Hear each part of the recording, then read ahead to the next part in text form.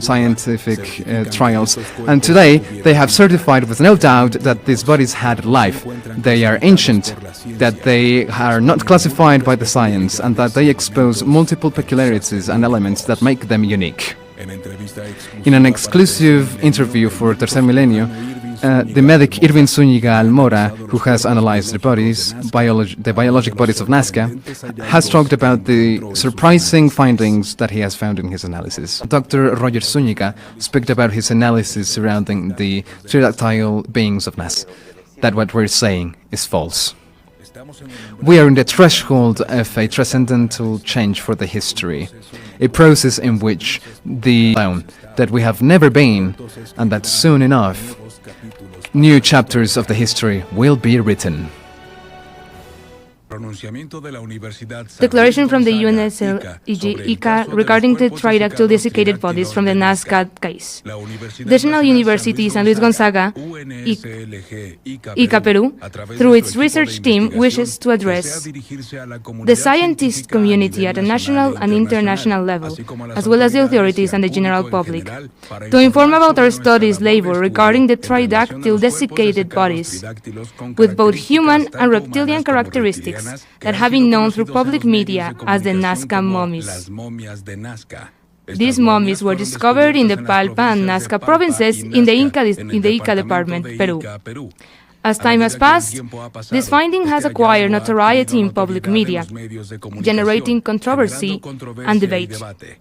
In this sense, we wish to clarify and communicate the following.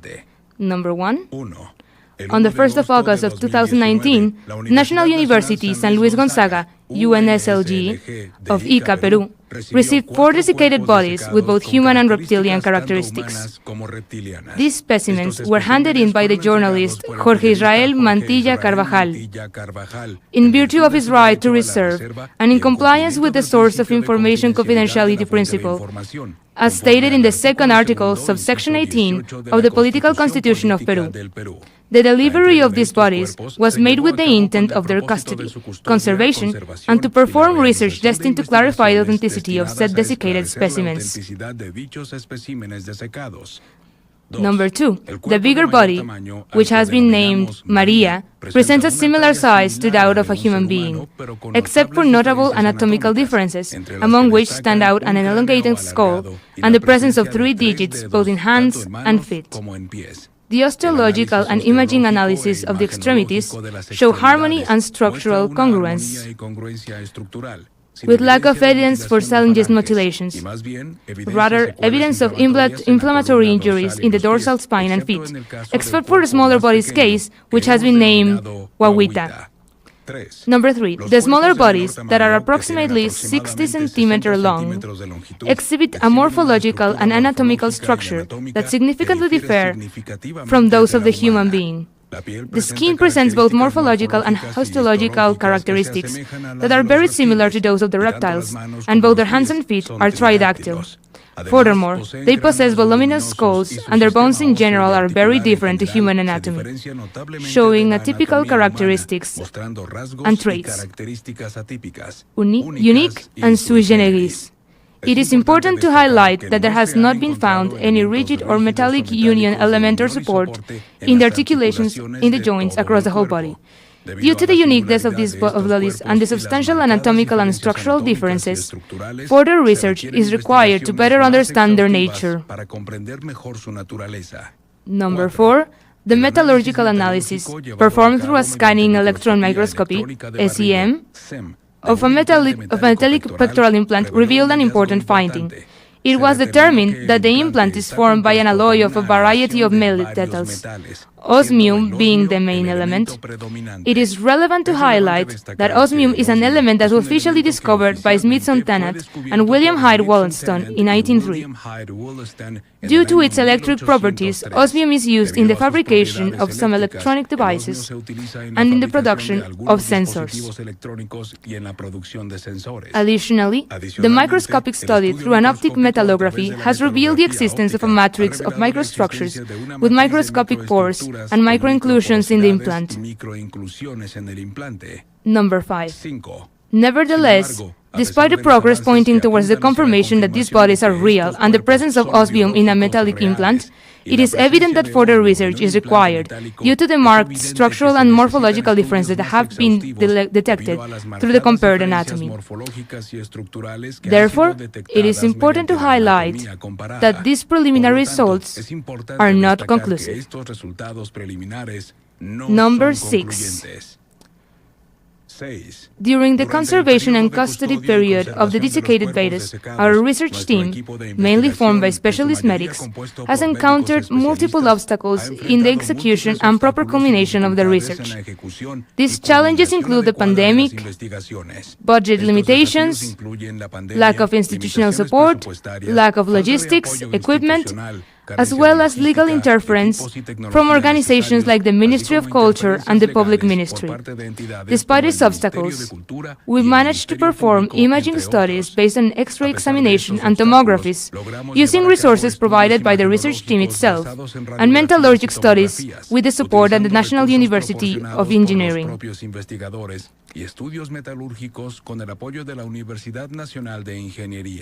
Number 7. It is important to highlight that the research team has never stated that these bodies belong to extraterrestrial beings. During our research, the most we can state is that from a scientific standpoint, these are biological bodies of unknown origins that existed in the past, but not human. Our approach is based on rigorous study and the research for answers within science, without making speculative statements about the nature of these bodies. Number 8. It is important to highlight that, from the beginning, the research team has never been motivated by any mediatic, politic, economic, or interest of any other nature. Number 9. Our sole intention has been to perform scientific research with the purpose to determine rigorously if the pterodactyl desiccated bodies of humanoid appearance are authentic or if they have been falsified, if they are biological origin or not, and to uncover the mysteries that surround their authenticity. Our commitment has been the progress of the scientific knowledge and the search for answers about these specimens. Number 10.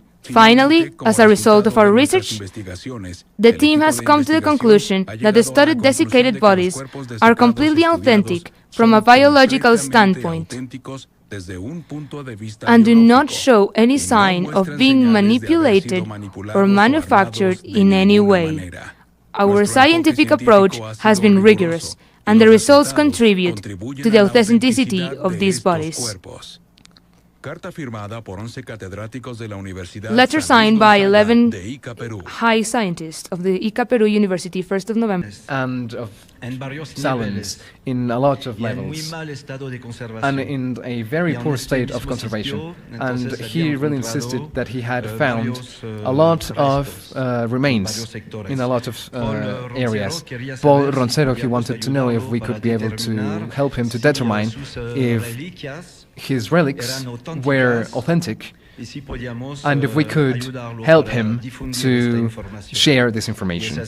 And that's why, when we have had the conviction that it could have been a very serious matter and very real, we have decided to research this case with two main objectives. First, to share the information so that nobody can hide this, and secondly, to research the case and to determine if these desiccated bodies were authentic or fake in the mark of a traffic or in some sort of modern joke or pun. So this had a very small possibility for this to be real, but it was worth to take the risk because of the implications of every kind of level: historical, religious impact. And in January of 2017, as we can see, I sent a letter to Mr. Nieto, Minister of Culture, and Pedro, to try and take the attention of the Peruvian authorities about this possible finding and about the risks of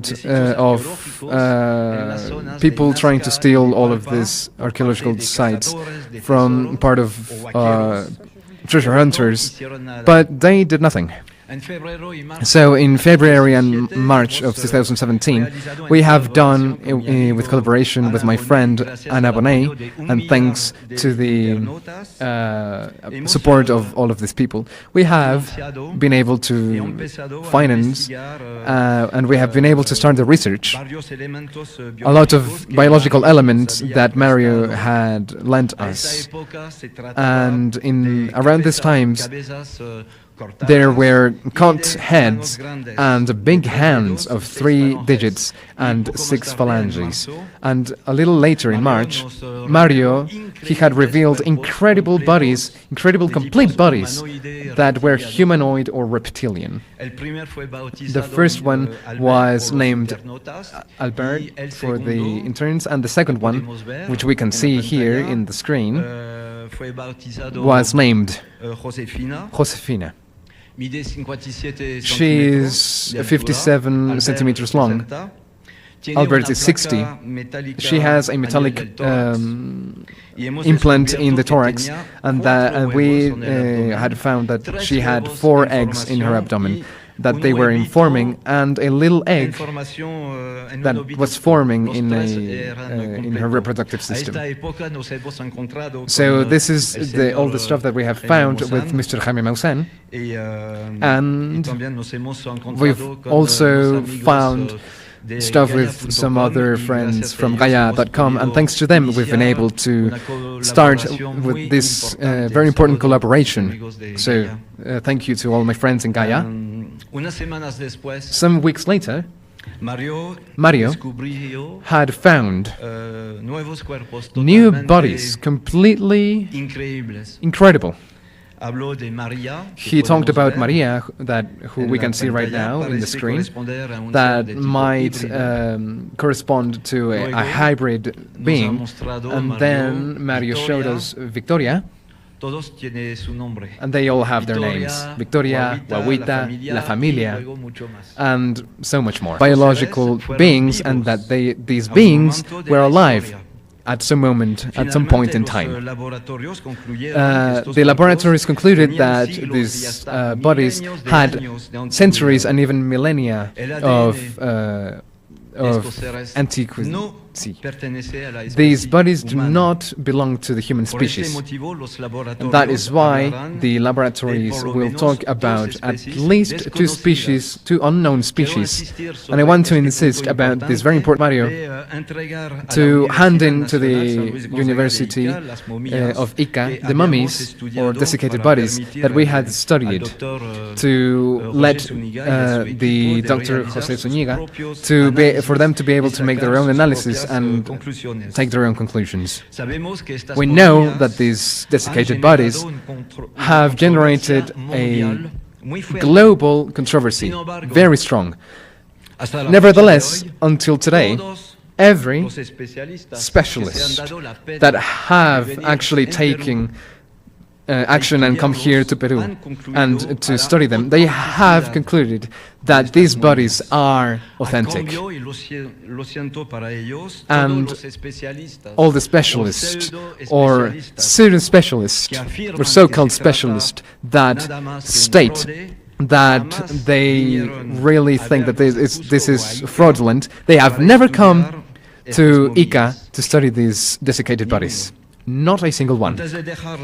Before leaving the word to all the specialists that will present all their marvelous works of analysis and their conclusions, I would like to speak very rapidly about a paleontologist of US. Studied a lot of these bodies, and I will quickly say that his last conclusions were that, in first place, he says they are authentic bodies and that they have suffered a mummification mummification process.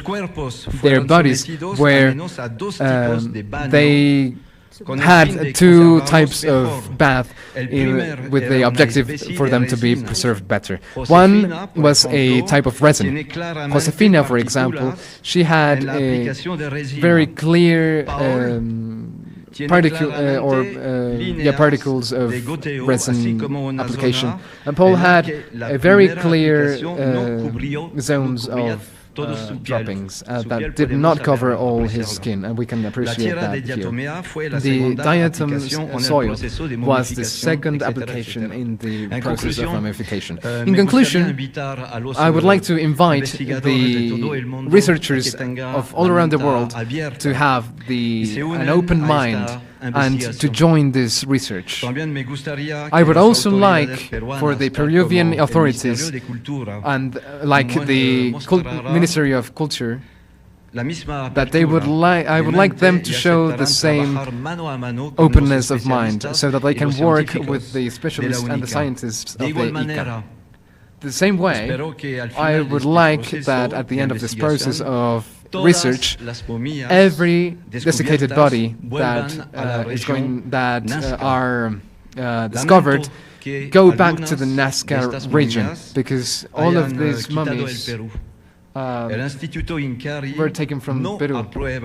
The Incari Institute does not approve of this traffic, and we are not in favor of all of this. And just like this desiccated body of a hybrid nature that a Robert from Nazca has shown me some days ago. It appears to be from the same species of Maria, and we are currently investigating this case. This is an exclusive, and it was a surprise for Mr. Jaime. I think that this is a great cultural patrimony of the nation and of the humanity. If these bodies are authentic, this could be a very important archaeological discovery, one of the most important of the history. Finally, I would like to announce the launching of a great project, the Museum of the Non-Human Mummies for 2024 in Nazca. And my research team and me are going to be in the Nazca zone to find the local. Okay. I thank the organization and to you, legislators of my brother country, to open your minds to disruptive elements that, to the immense, vast majority, they would require to go out of their comfort zone and to get this vision of the world. To others, maybe, to force their paradigmatic paralysis. The initial videos that will go, as I say in the first part of my presentation, are in homage to more of 100 professionals that have worked a lot of hours and in more than 6 years. The second video will show moments in which I was evaluating one of these biological entities. I, as a medic, which is the denomination of my specialty, or as a forensic, which is the English term, I would like, I have prepared to search for the truth that has been hiding behind what is apparent, to a forum like this one, in this great event. The science has a method, which is the scientific method. In this development, some of the data that we have obtained are already conclusive. Nevertheless, they still require the verification of other researchers in the sense that they need to do the same analysis to obtain the same result. In my country, like in many other countries, there are no specialists in paleogenetics. and with other studies. In this study, you would need a very, very, very fine-tuned tomography that requires for the great precision, and they require a great multidisciplinary team and a very, very high budget. Some of the countries, including mine, Peru, with the outdated technology that we have, if we had a fossilized fragment of a dinosaur, we would be reported that they found stone. Ladies and gentlemen, I'm not joking, this is what is happening. There's a great difference between a stone and a fossil, and they confuse these two. The University of Ica is the one who is in charge, and that who needs to be in charge. There will need to be required to be alliances in the second block, so that my country suspends the blockages to the researchers. Science is out of the beliefs, or faith is out of the place in this forum. I will present now something that will surprise you, those who can pay attention in the next minutes. Before, I would like to say that I studied the tomography of high definition by 3 tomographies, and they coincide with the body that I studied, and I even compared it between studies, and I also verified if the body corresponded or not to the biological entity that was described. And there is no evidence that it is a product of a evolution of any species that has existed in any moment or that exists right now in the Earth, and it does not correspond to any phylogenetic evolution process in this Earth. I dedicated a lot of hours that these images are truthful, and they are not product of the human manufacture. The results are in the length of the length in average of these bodies are 60 centimeters if they are adult. Except one that we have named Josefina, that she has taken surgery. And they have confirmed that regarding the bones, I will show images next.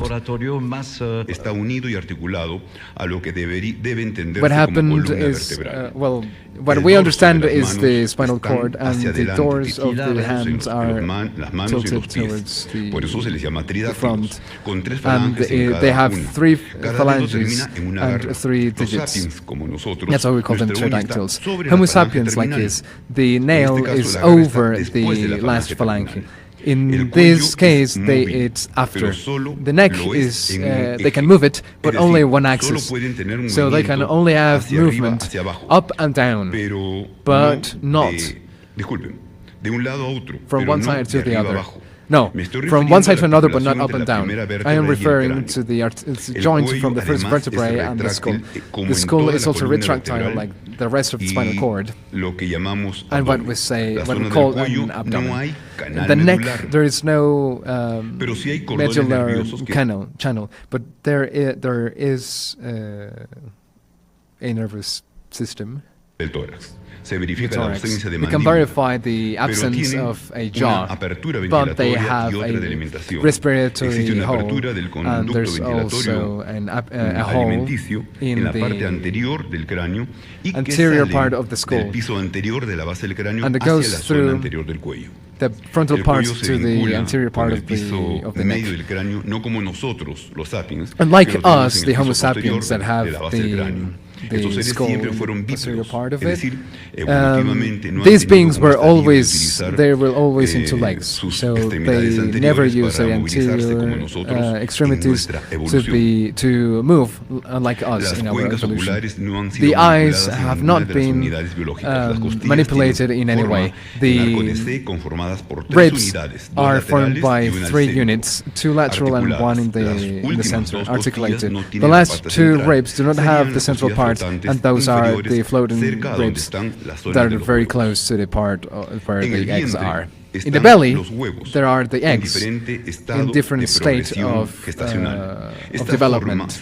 This formation would be the most similar thing to the ovoviviparity in that state, and that they are eggs that would need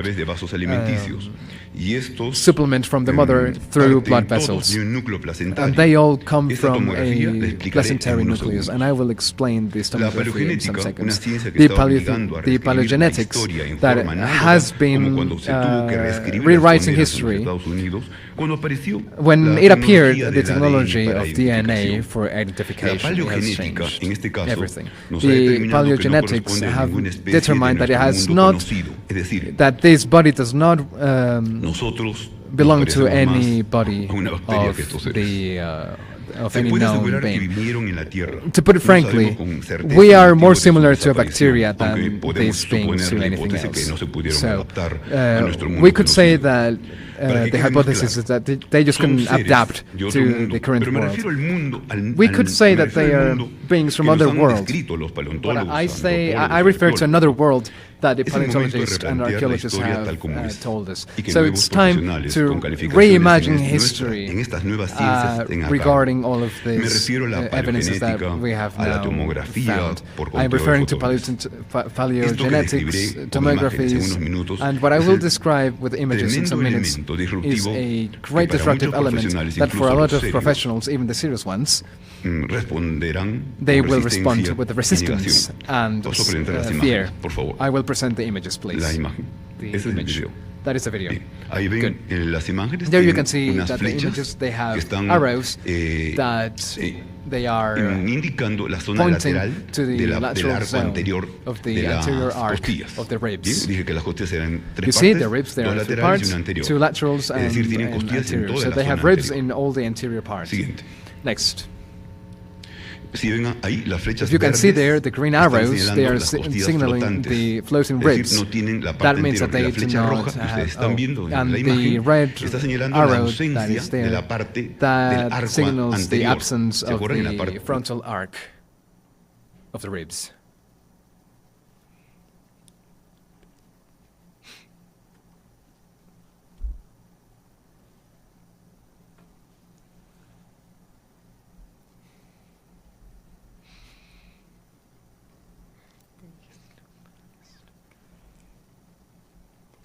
Lo que nos queda de elementos nutricios complementarios que la madre da a los huevos. Pero tengo más ampliaciones sobre esto. But I have more amplification of this. You will be surprised. Next. Okay, so you can see here that with a green arrow, you see an introduction to the egg with a form of plexus, and you will see in a blue arrow another form of a tortuous vessel that goes in the back of the egg, and 2 red arrows that are fragments of alimentary tracts to those eggs. So if you open that body, it is going to dissolve like if it was a cigarette, because that's how decayed the structures are. That's how delicate they are. Next image. Este es solo un acercamiento de lo que ya expliqué. Zoom in to what I've just explained. Next one. Esa es otra vista. That is another view of what I've just explained. Siguiente. Next. Esta es una estructuras que se encuentran structures that are found in the surface. This is some kind of bodies, but they don't really have any kind of bone tissue. They have already studied them. Next one. This is the histologic study. That is keratin. That's why it looks like a reptile. Next. These are like the sizes. As you can see, they are signaled with letters. The bigger one would be the adult, the intermediate would be the juvenile and the minors. But there's also middle ones. But this is the classification that in a moment we will tell you. But we have just come with. Next, we call it family 1, family 2, and family 3. In family 3, they are the most adult ones, the intermediates from the family 1, which are the family 1. And you can see that in the family 3 they have a more angular projection towards the center. But, well, this is an adult one. This is Victoria, who is an adult. And you can see that in the interior part, the point, there isn't really a lot of projection. We're going to zoom in to the Victoria zone. Look, this is probably, so maybe the specialist did not know, but there is bone post-surgery. It doesn't mean that they just took bones, but they also put them together because of some pathology that she had, and it was attached together. We can see that in the neck, the red part that goes down the neck, there are the cords that will form the spinal cord that will start to structure when there's a rachidous channel in the posterior part. Next. This is a very hard image to see, but where it's not to the opposite part of where the panzers are. This is the neck. So that was already cut. Nobody from the team has destroyed anything. So this neck was already cut to make it. So we took DNA samples from there. But what I want to show in here is what we would call a vertebrae, and what is showing, which is more yellow, is an intervertebrate stuff, and it expands, and that's why the body is retractile. I don't know if you can see in the figure below. I can show what is a human spinal cord, where there's the vertebral bodies and the discs, the intervertebral discs. So you can see that in the body. In the image, it's a tomography, but it's drawn. You can see those bodies that are in the vertebrae, that are like the discs. And what we call those thin ones that we can see between the discs, they would be the vertebrae. Next. Bien. Felizmente ustedes el próximo año van a tener the next year you will este libro que va a salir primero para los mexicanos estudiosos, donde resumen cerca de las miles de horas trabajadas en su hermoso país. Pasemos a la siguiente presentación. Let's go to the next presentation.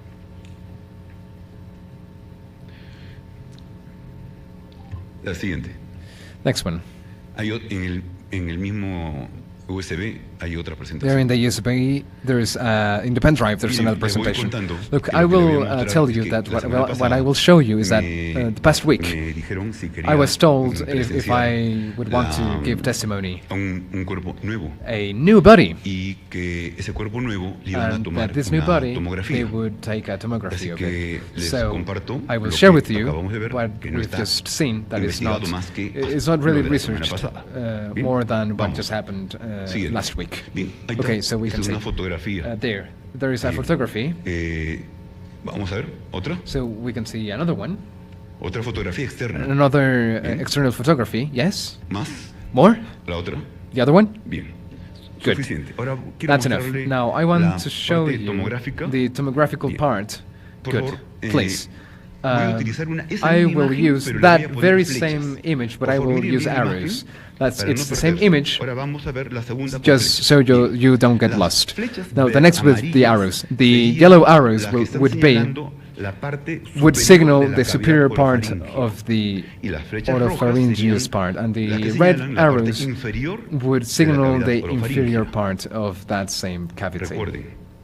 Remember, it's the same image, but we just put some arrows. Next one. Good. Now, in the small part that you can see there, we have zoomed in a square what you can see in smaller but bigger. What you can see is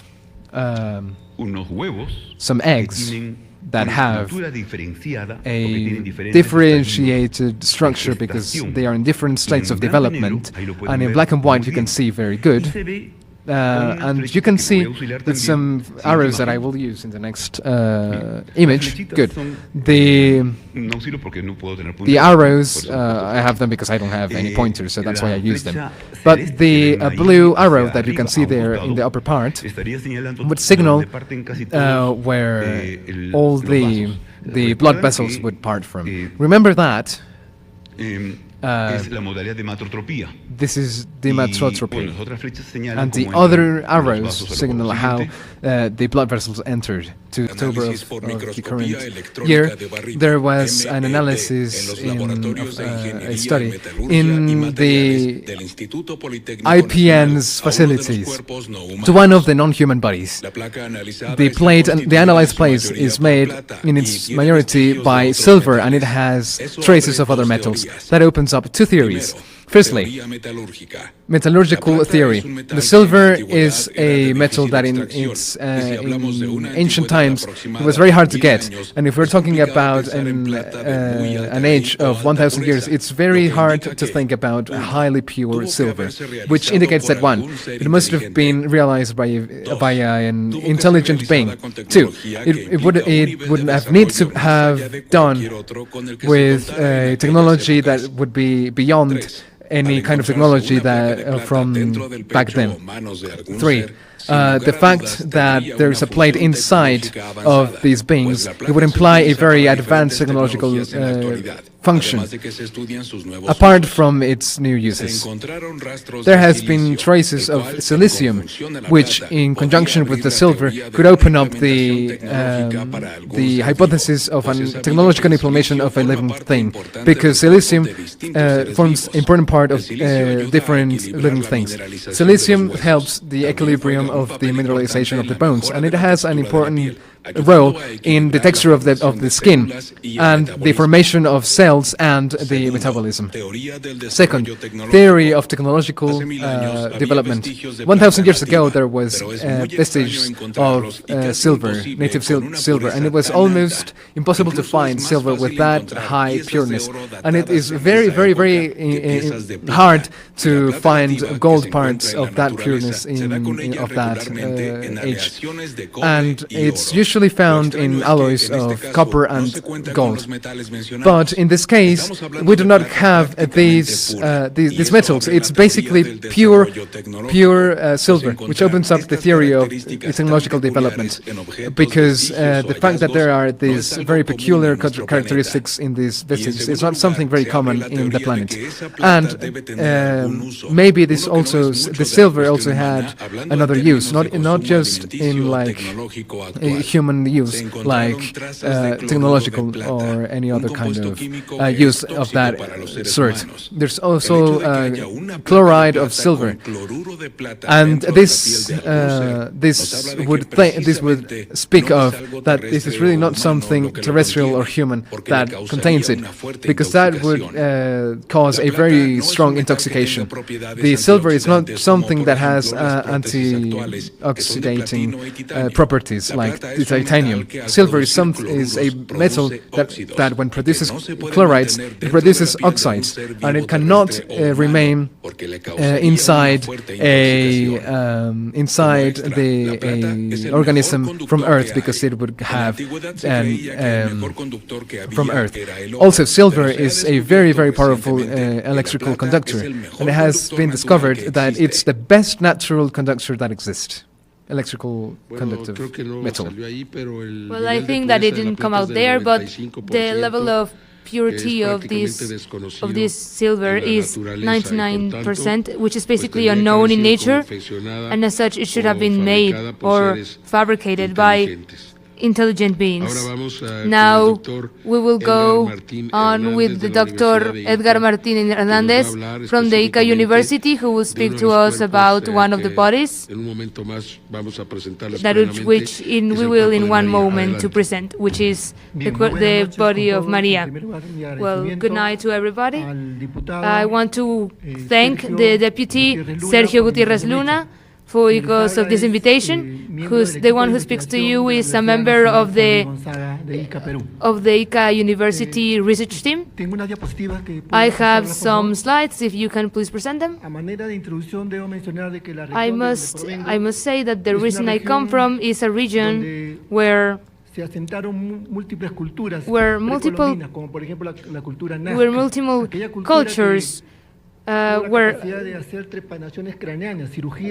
we even had the Nazca, which made cranial perforations, which is where the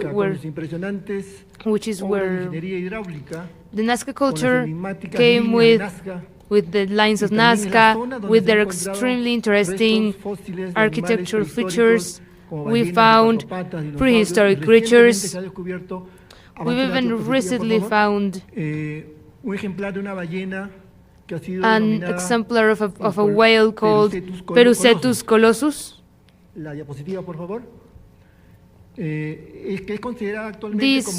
This whale is considered the biggest whale that has ever existed in this planet.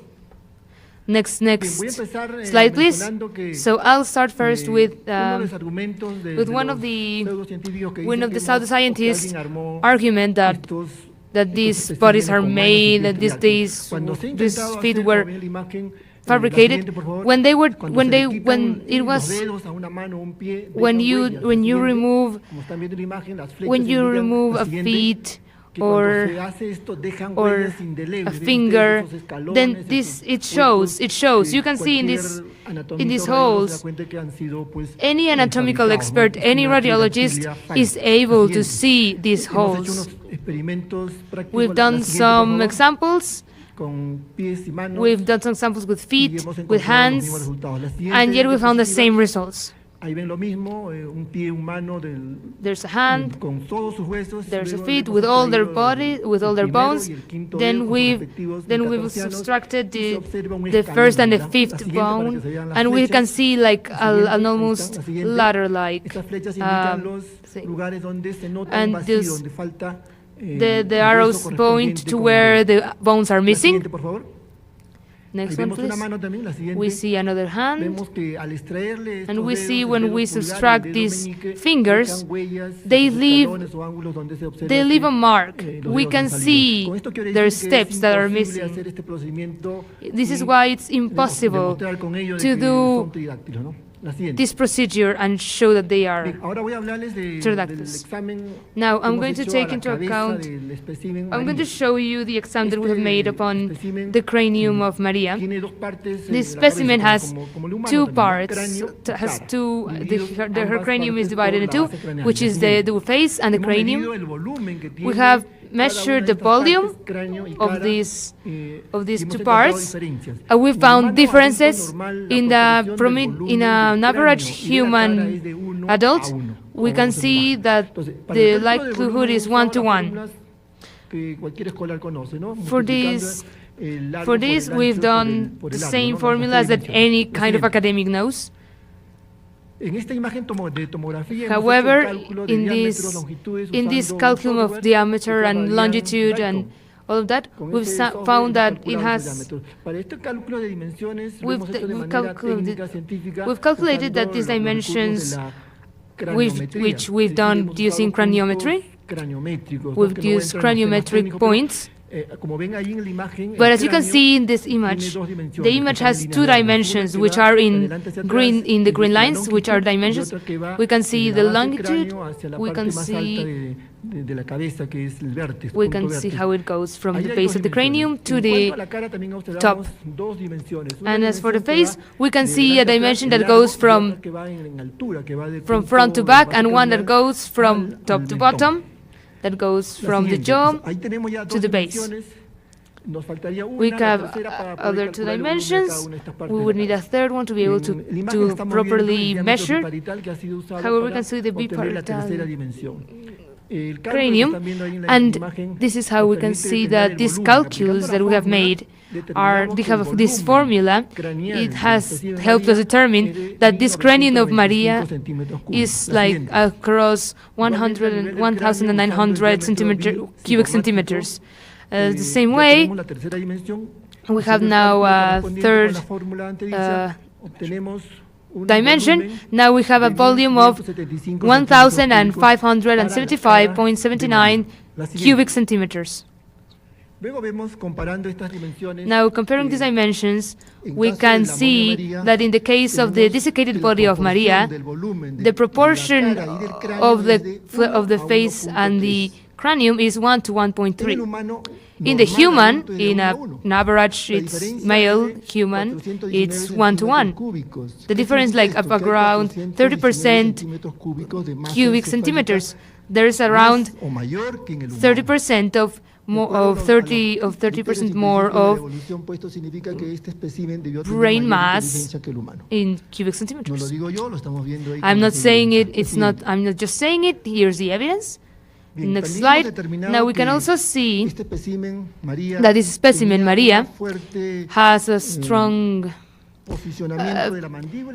positioning of the jaw because it was very, very in the front. We have also calculated that they have seen to the front that this angle is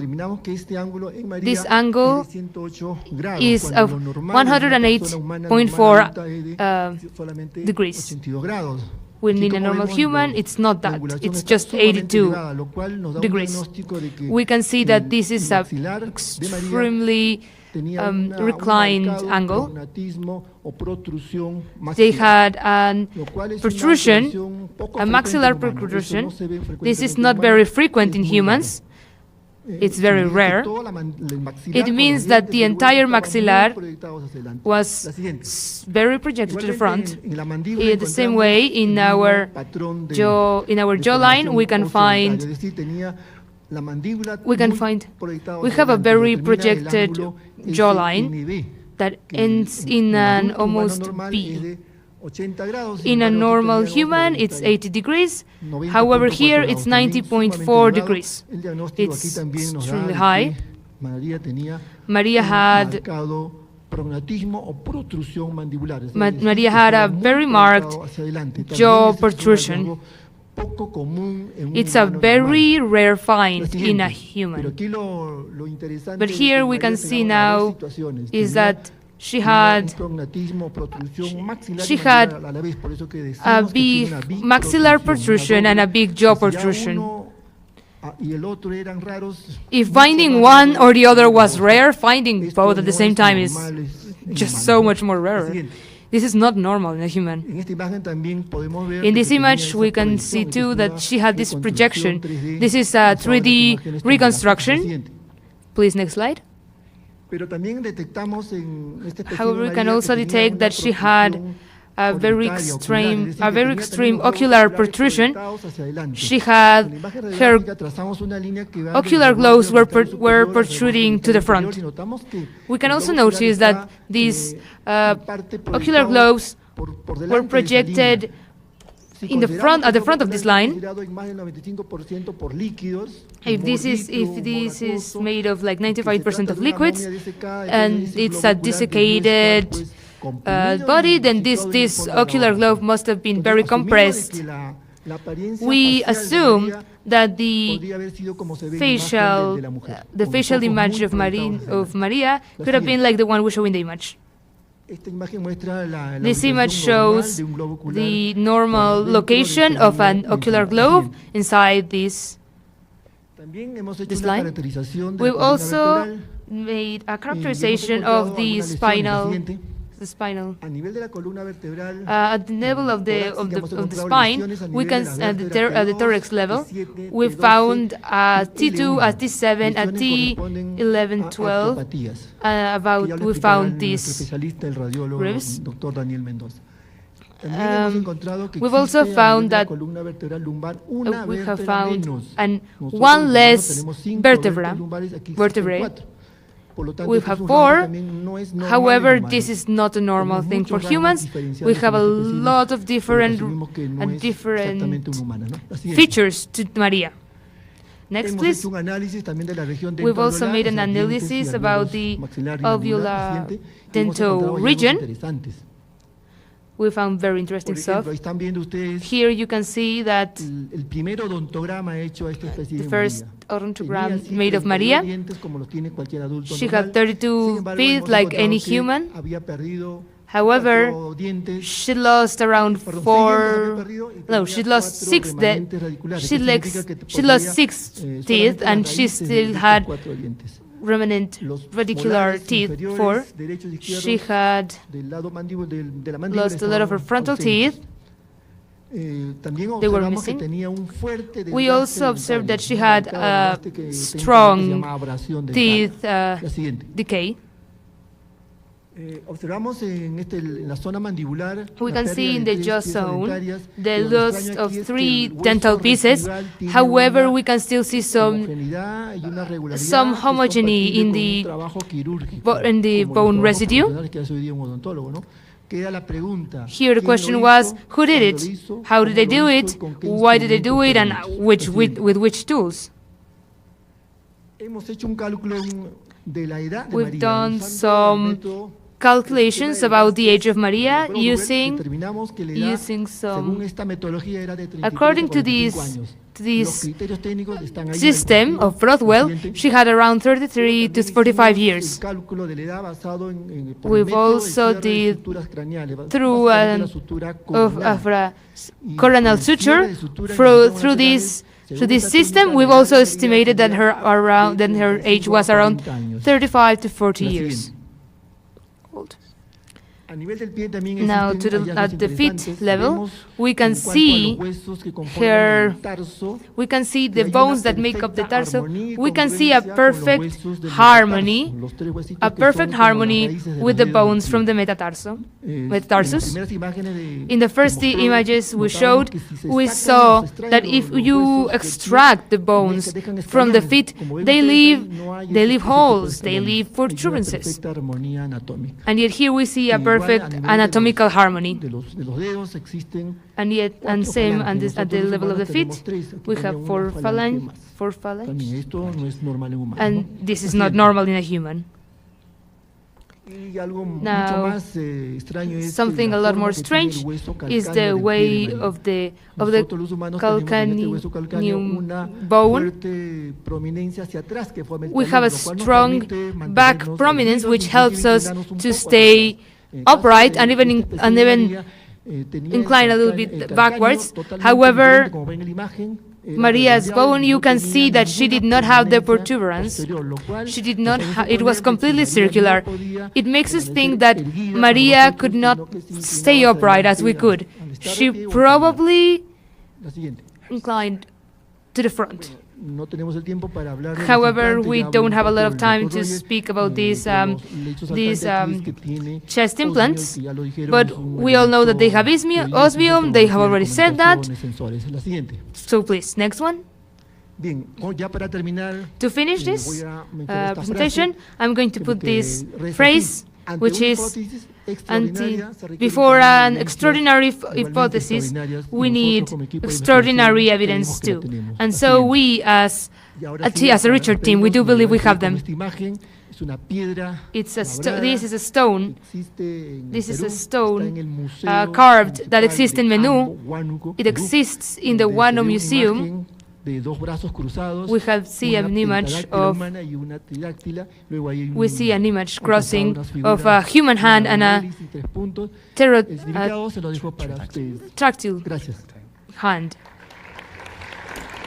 From 3 parts of the body, from the head, from the thorax, and from the extremities. Later, we make a correlation to see if they were really manufactured bodies or not. Next. During the process, we used some materials and equipment, like here we're using some implant motor that is designed to work in bones, not in teeth, not in stone, just in bones, to make surgery in bones. We aided on that to take tissue in block, just like an epithelial tissue or bone tissue. Next, from the 3 regions that I mentioned, during that procedure, we got the surprise that getting a block out of the thorax, that would be like a segment of the abdominal thorax, because it's joint, we found that the species looked some kind of organ that had a position, that had the position, texture, and color of a liver. It could be a liver, and we were surprised to find it in a pretty good state of conservation, taking into account that this is a desiccated specimen from over 1,000 years ago. Next. I also want to say that, well, we saw microscopically one of the finger bones that had a fracture to see the composition of the finger. And if we can see the image on the left, we can see that they have really, really small pieces. And imagine the fingers are really small, and they're very delicate, and it was fractured. But we can see in the image at the right the composition that it has. It has an involuture that would be the epithelial tissue or the muscular tissue that is signaled in the yellow arrow that surrounds the bone, that has the structure of a long bone, like the blue arrow signals, and the red arrow signals to the bone marrow, which is the center part of the bone. Next, this also indicates that these are biological specimens, and we also took some samples from the other specimen, which is called Josefina. It has the same similarities, but has a particularity because, as I have said before, the specimen had some strange objects in the belly that looked like eggs. Next. So we took the samples to send them to the National University of Engineering for them to be analyzed. Next, we're going to go a little bit faster. So we took from 3 parts, from the head, from the thorax, and from the extremities. Next, and next, here. The oppositors said that these were stones that were put in there in the specimens to make them look like they were eggs. So we decided to use the same equipment and devices that was designed only to be worked in bones, not in teeth or stone, but and we could make holes, one of the eggs and another one of the eggs, with some resistance, but we could do it. In the video we can see that we could make the hole, that egg, about 50 millimeters. The egg a little bit more in the upper part and in the left part of the specimen. We also did the perforation, and we noticed that that one did not offer so much resistance. That meant that in the same specimen it had 3 objects that we could say that they're eggs that had different densities. This was also sent to the National Engineering University for its evaluation. Next, the specimen. Well, here we can see a 3D reconstruction so that you can see better how these eggs are within the specimen. We took samples from 2 of these eggs, and you can also see here the distinct density that these eggs have, different densities that they have amongst themselves, because they are in different states of development. Next one. Another particularity of this specimen is that it has a metallic plate. They have already made the studies. It was also sent to the Engineering University. Next. Next, there. This is a tomography that could not be seen to have the ubication of the localization of the chest. Now, the cuts that were made in different directions, where we can see that this plate is not dense, is not compact. It has a structure. It has a hollow structure in the center, which is very interesting. That over 1,000 years old, they could make this kind of plates. Now, the experts, that are the metallurgic experts in the university, they were really surprised about a lot of things, and they will probably have the occasion with their own authority to explain it better, because I'm just mentioning it.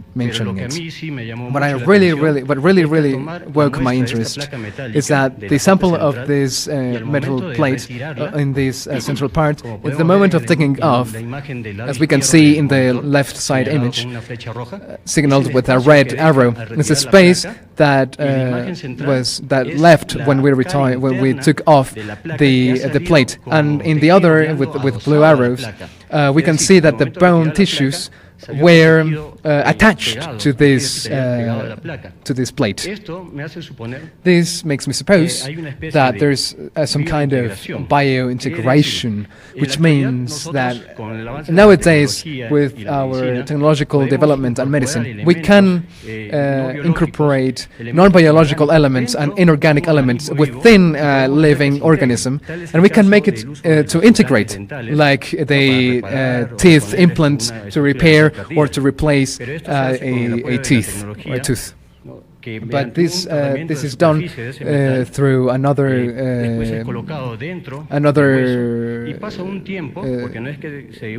discipline, and it doesn't attach to the bone from one day to the next. It takes some months, and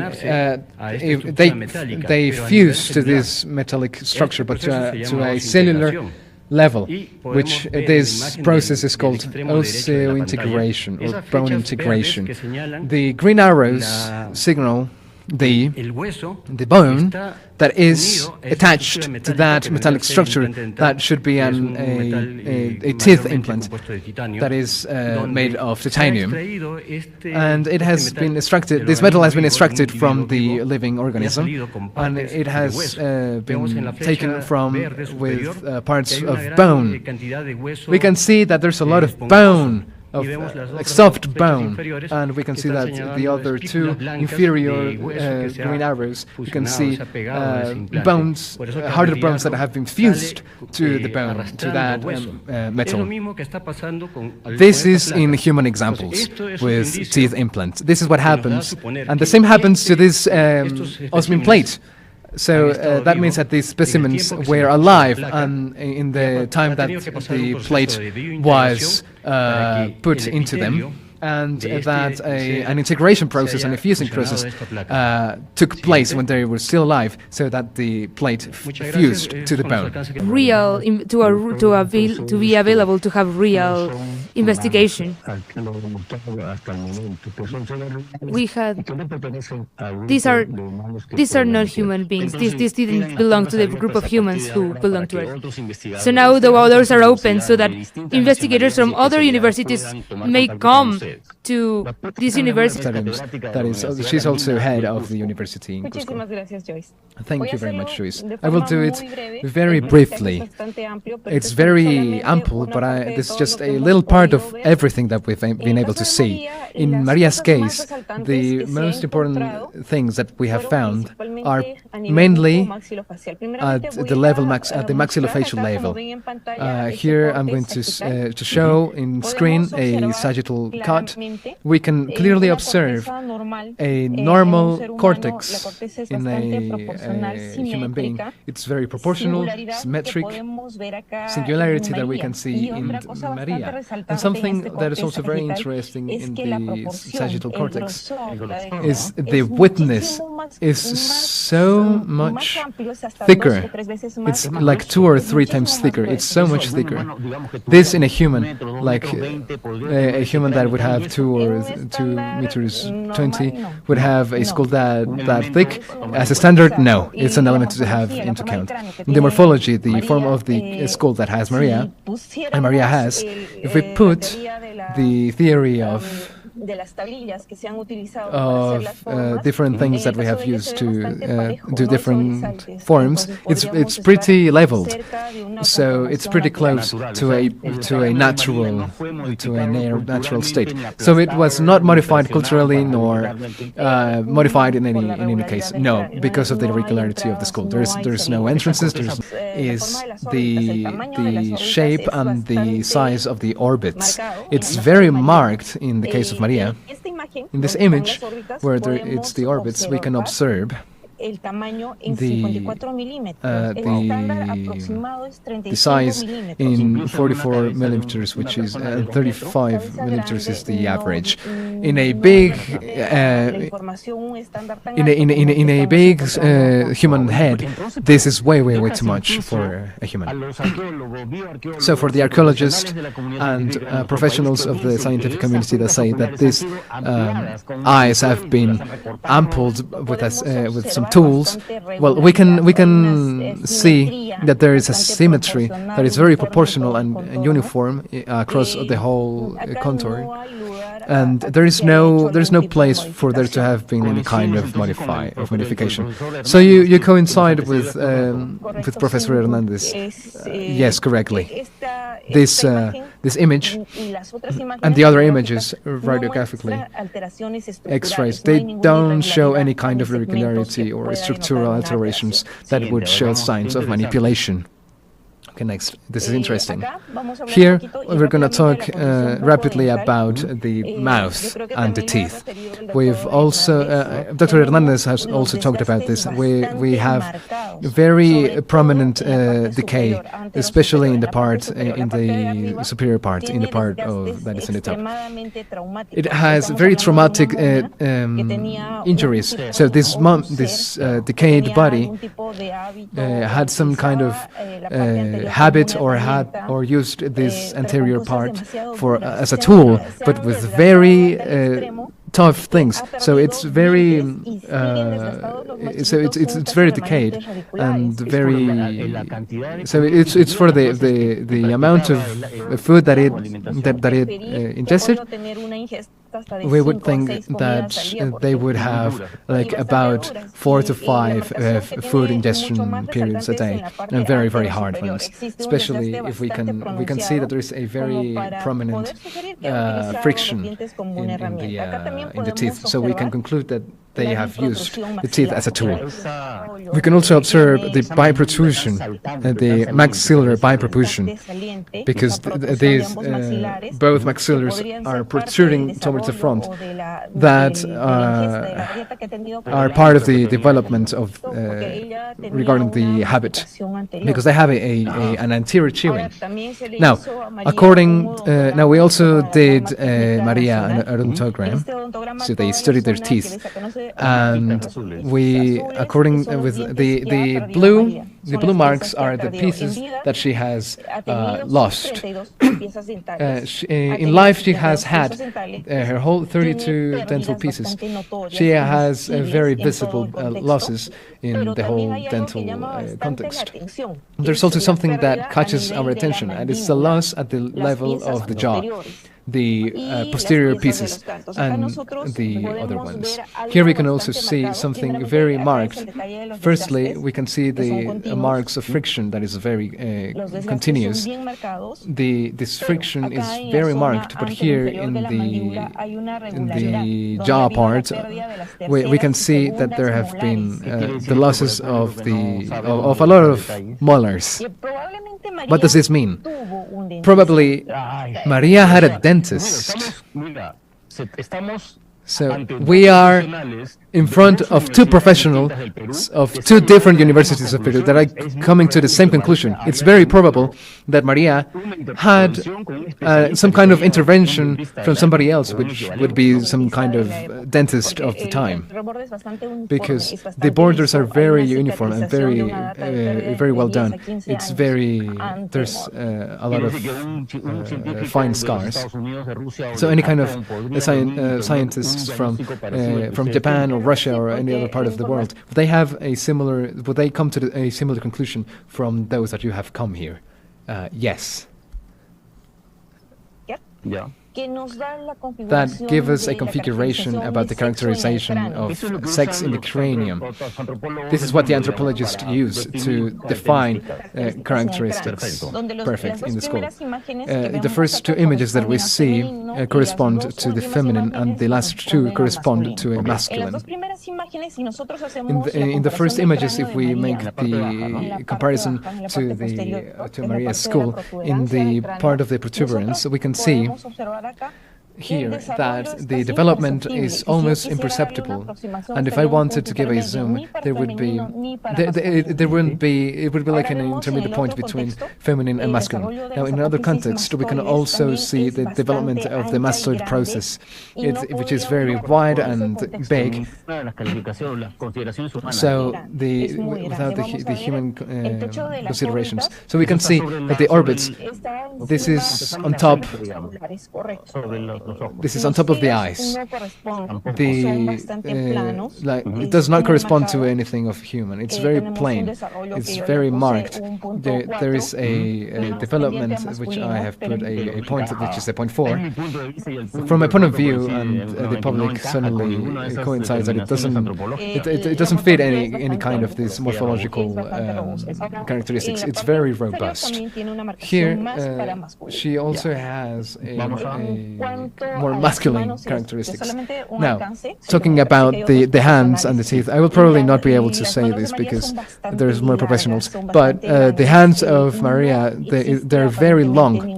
There doesn't exist apparently any kind of manipulation. At the level of the feet, there's an X-ray from one of Maria's feet, and we can say uniformity. Like in the other side, if we wanted to mutilate a normal foot,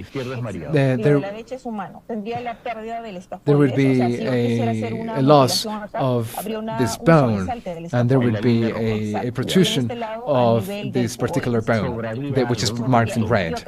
And we can see that it is in Maria, it's perfectly uniform, and it attaches perfectly. There is no manipulation at all.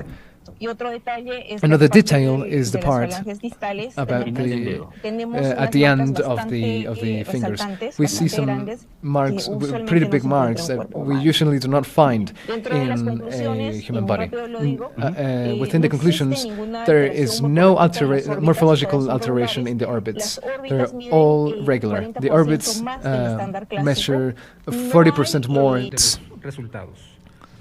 The tissue sample obtained from Maria's hand bone, identified as WGS ancient 0003, underwent DNA isolation protocol and subsequent mass sequencing using an Illumina device.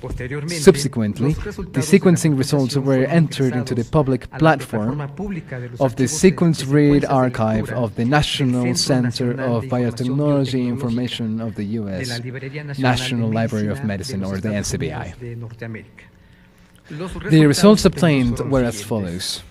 From the massive sequencing, 647,789,360 present the percentage of the read sequences in a pie chart format. In this new diagram, you can observe the representation of the pan-genus percentage, along with two hidden elements, hovering, and when hovering the cursor over these hidden elements and double-clicking, we can reveal the additional information. Surprisingly, the newly revealed information corresponds to read sequences identified in two species of apes, specifically pan-troglodytes and pan-paniscus, or the chimpanzee and the bonobo, respectively. Both of these species are sister species.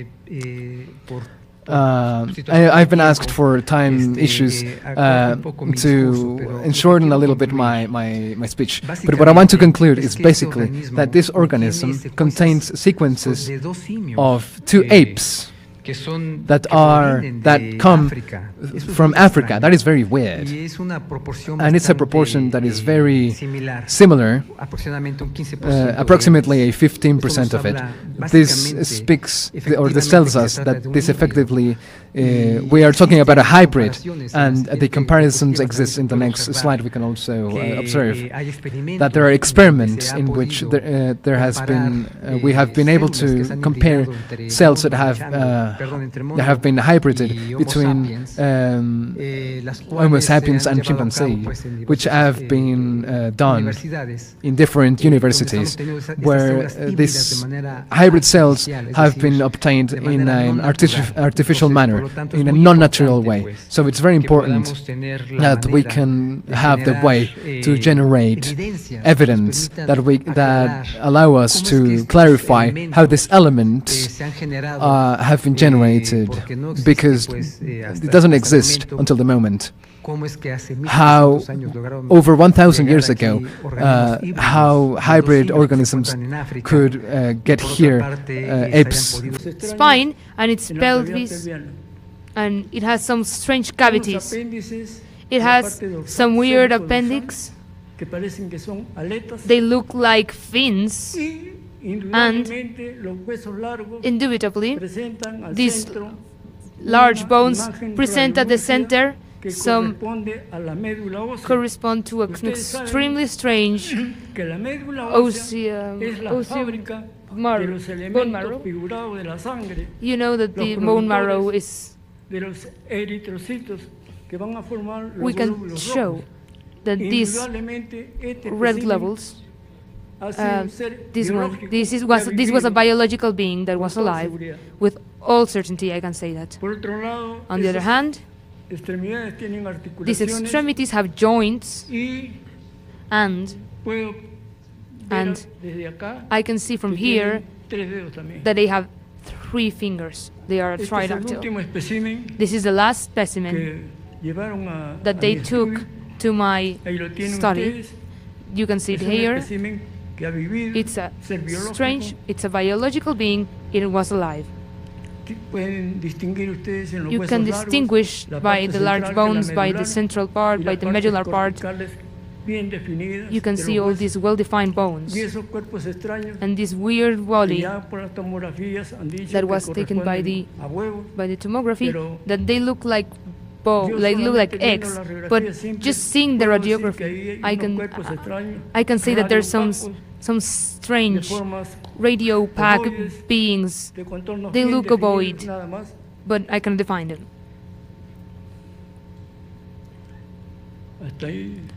And that's it. I mean, we can change the next slide to start another thing.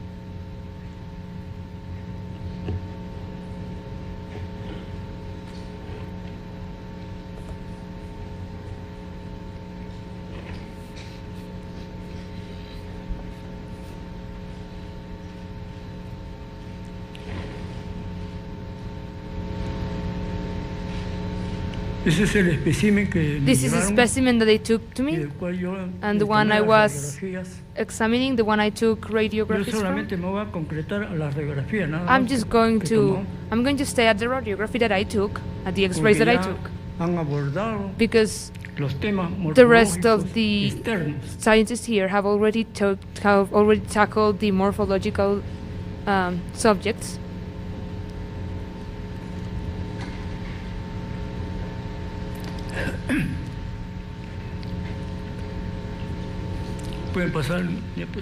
Can you change to the next slide, please? This is the title of the thing I bring to your consideration.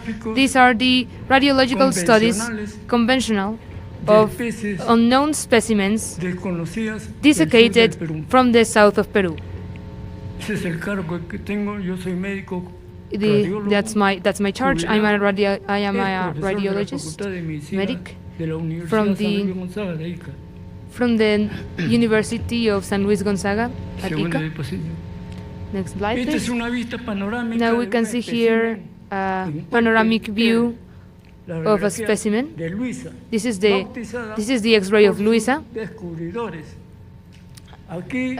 named that way by her discoverers. We can see the head, the thorax. We can see the way that everything. We can see this block of concrete, this shoulder, this bone, this hip. In this part, we always take front and lateral X-rays. You can see the two views. From here, we can only see that it's a small cranium. It's elongated, and that cranium is divided in two fundamental parts, the bolt and the cranium base.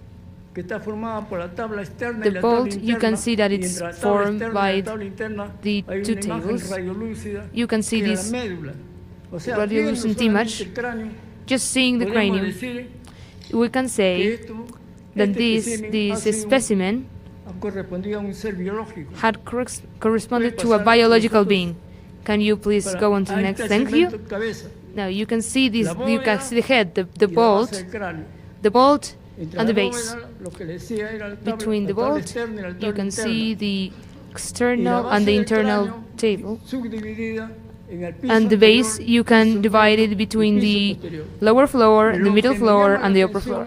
The thing that calls my attention, though, is that in the lower floor, where there normally is the Turkish seat, there is nothing. However, in the maxillofacial axis, there exists a prominence in an almost beak-like way, and a cavity oropharyngeal.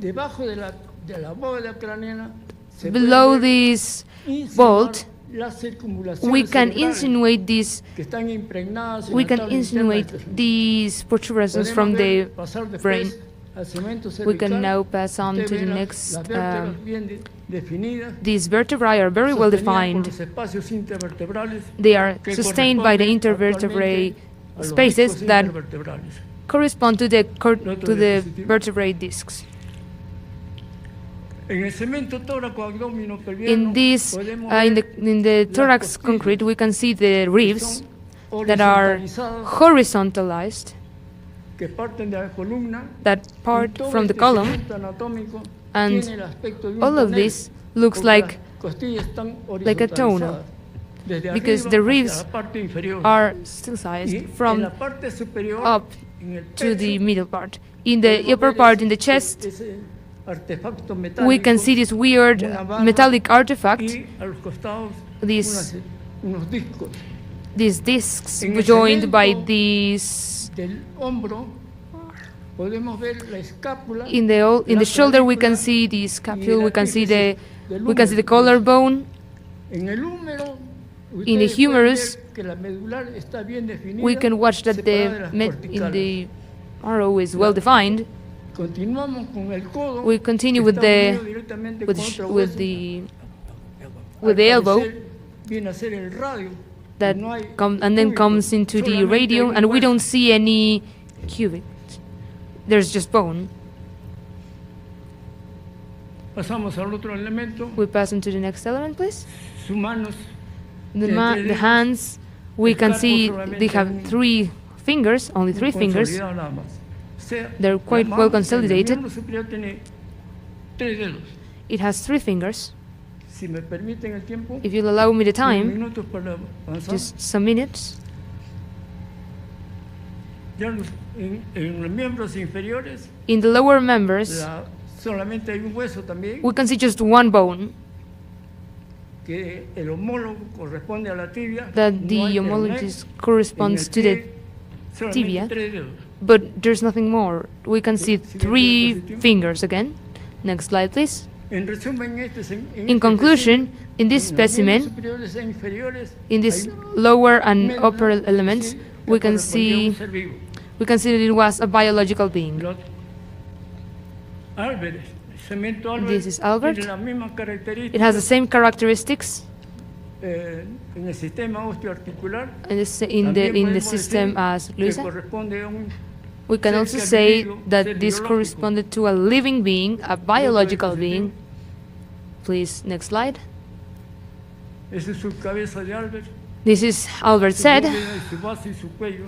It's the base, it's the neck. Please, next slide. It also has a thorax segment. We can also see that it's similar to the last one. Next slide, please. It also has 3 fingers. Next slide, please. It also has three toes, and it has extremely long fingers. Next slide, please. This is another specimen. This is Victoria. She is beheaded. She has extremely long bones. Well, you can also see it. It was a living being. Next slide, please. You can see this specimen named Maria, that you've already spoken about her. She has extremely big head.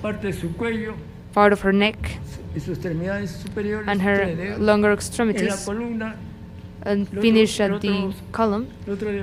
Next slide, please. We can also see this in the column. We can see D4, D7, and D1. We can see injuries. We can infer that this specimen had inflammatory disease, and within these inflammatory diseases, the one we see the most in modern life is tuberculosis. Next slide, please. Her toes, her feet, are three toes, and each toe has three phalanges. You can see the joints, we can see the injuries, these radiolucent injuries, probably a consequence of inflammatory problems. Next slide, please. To finish, I want to show you these X-rays. This patient from modern times, about 70, 80, they took me to this X-ray service when I was a lady that had at least 40 years, went to an external consult, and the medic that was observing her, took her, and she only had 3 fingers. And I took her X-rays, and we can compare this woman, this 40-year-old woman, X-rays, and compare it to these beings. And however, she had the radius and the cubit. This is a modern X-ray taken in the 70s or 80s. Thanks, everybody.